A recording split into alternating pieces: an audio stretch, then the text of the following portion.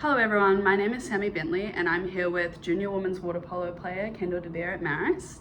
So Kendell, you were born and raised in South Africa where water polo isn't really a dominant sport. What got you hooked on the sport and when? My dad has always played water polo from when he was I think 12. And when my dad started playing, it got my aunt into playing as well. So it was kind of like a family sport.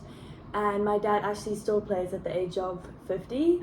And my aunt also represented South Africa when she was in her mid-20s. And I think just them playing the sport kind of got me hooked on the sport as well. I've always been a water baby, so I've always enjoyed being in the pool, swimming in the pool, and I think being able to throw a ball really hard and swim at the same time kind of got me hooked on water polo. So You talk about your aunt representing South Africa for water polo, but I know you also did the same.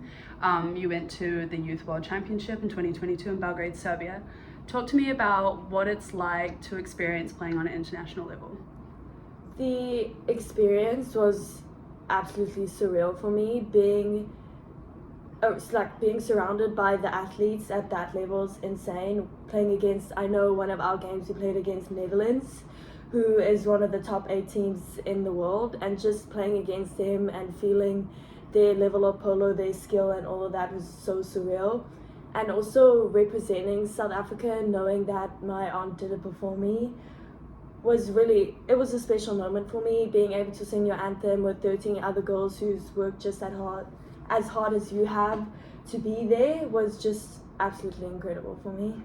So taking what you've learned from playing on an international stage, how has that helped you coming to Marist and playing here in the US? I think playing at that level has definitely prepared me a lot to coming to Marist, especially being like American water polo is very different to water polo back home. It's a lot quicker, it's a lot more fast paced, there's so much more movement. And playing against teams in Serbia who are very similar to the American style of water polo definitely prepared me to be able to keep up with some of the players here, definitely. I think it was just definitely a good preparation in order to come here.